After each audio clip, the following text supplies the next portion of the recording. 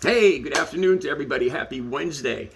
It's Daryl here, aka Artist in Recovery. It's not so bright and early. It's 3:30 p.m. here in Connecticut on the East Coast. If you watch my channel, you know I'm usually here at 3:30 a.m. Thus, it's later than usual.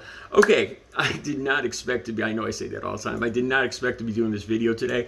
I didn't expect to be talking about the Montgomery Riverboat brawl again, at least not today. I figured it'd be a day or two before more info came in, but I have two accounts that I really want to talk about, and I want to update the information that I gave out in the other videos, yesterday and the day before, I believe. I have the account from the press conference from Montgomery Police Chief Daryl Alberts, and this is just a new story that just came out on TMZ. Legal documents were acquired from the police by TMZ, and it's got an account by one of the women that worked on the boat. And there's some very troubling stuff that she gave her testimony, her statement to the police in these documents.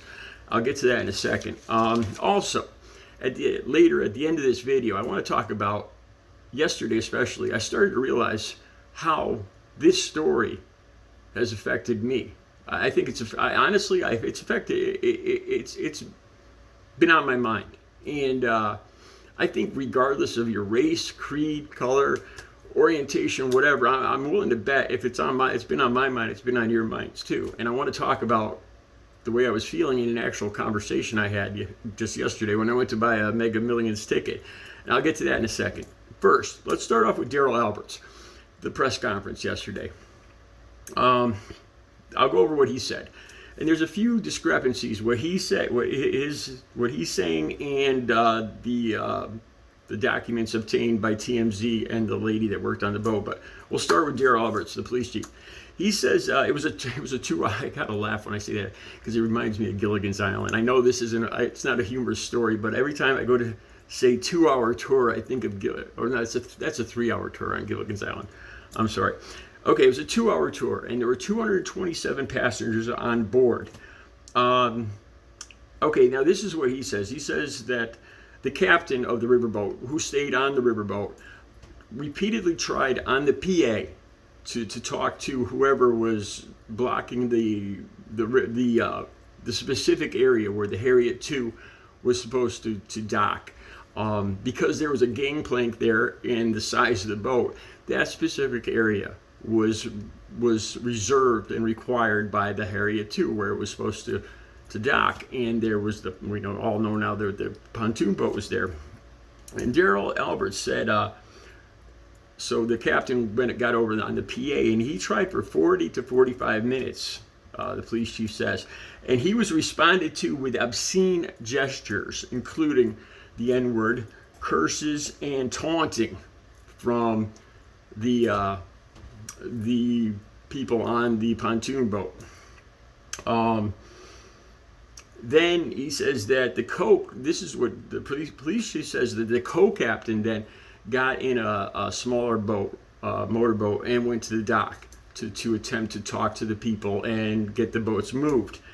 He said this was the co-captain, Mr. Pickett, and that's when the fighting ensued. And this is the thing Daryl Alberts said too. I listened very closely to the end of this. I've listened to it several times because he's talking about the likelihood of further charges being more serious charges, including hate crime charges and elevating to incite a riot charges. He's talking to the DA, the Montgomery head DA, about filing these charges. One article I read, the older article, said that it doesn't meet the criteria for these things, but I think now with some of these police documents that they're still considering the charges of hate crimes and the inciting a riot. Okay, so that's basically what Police Chief Daryl Alberts said. Now there's the woman on the boat that gave this her statement to the police, and these documents were obtained by TMZ. I'll have the links down below so you can read it yourself. And this woman works on the boat. Her name is Crystal Warren, and she has a son, a 16-year-old son named Daniel. Now, in her account, she says that she told police that the boat was parked there and they were waiting for she says 15 minutes. And this is what she said. She says they were met with cursing and the N-word and all that, same as the police chief. She says that it was a dockhand and not the co-captain. I know these are small things, but I'm trying to get to the complete truth here. And it was a boat hand and her son, the 16-year-old Daniel, that got on this boat. And I think that sounds right, because I remember seeing the young man, and it'll play into this in a minute. And the two of them went to the dock, and she says that once they got there, they were met with curses, and one of the men yelled "F that N-word," and that's when they ran down to fight the co-captain or deckhand. She says something else. She says that one of the men from the pontoon boat claimed she says that he said that he was going to get a gun. This is something I hadn't heard yet. So there was the N-word, curses, gestures, and the threats of going to get a gun. It appears, let's see, Daniel was punched. The son tried to pull off some of the Caucasian men from Mr. Pickett, who was down on the ground, and one of the men punched him in the chest, and he's the one that got charged with third-degree assault. His name, this is Richard Roberts, and I'm going to put his mugshot on my thumbnail. There's a mugshot included. He punched the 16-year-old Daniel in the chest, and I guess he required some medical attention for that. So this kind of ups the whole thing here. But most of their accounts are basically the same, though.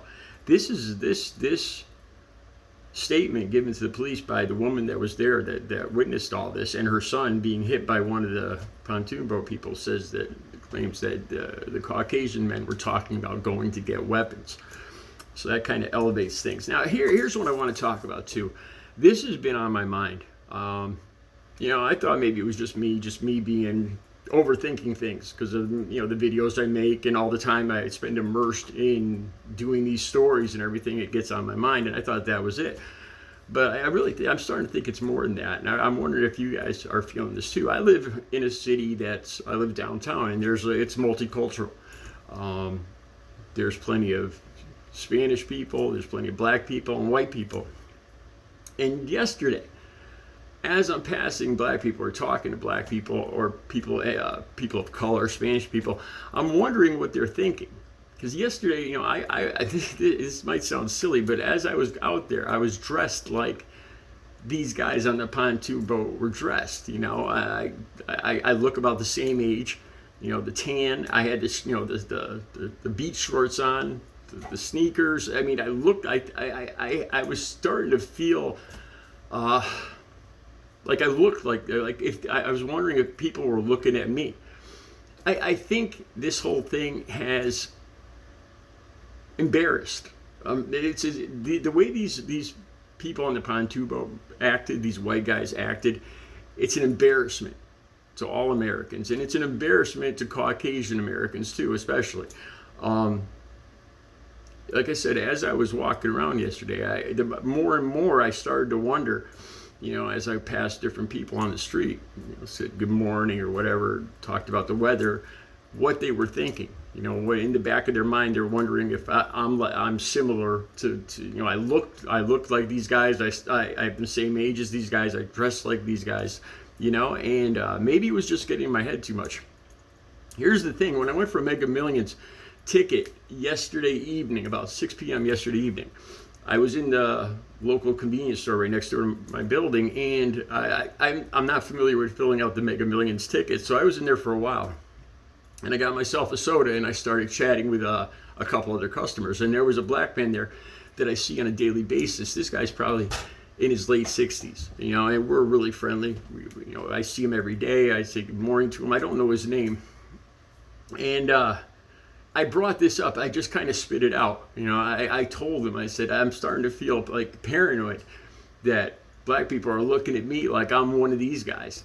And he goes like this. He kind of busted my ass. He says, no, we think you're one of the good ones, because sometimes that's like a racial remark that white people are known to say about black people. No, you're one of the good ones. So he was kind of busting my ass, and he said it, in all seriousness. He said, no, that's not how people look at you. And he said these people are usually easy to spot. I don't know, but it's an embarrassment to all Americans, and it's an embarrassment to Caucasian Americans. It's an embarrassment to everyone, the way these people acted. That's all I got to say about that. Let me know what you think in the comments.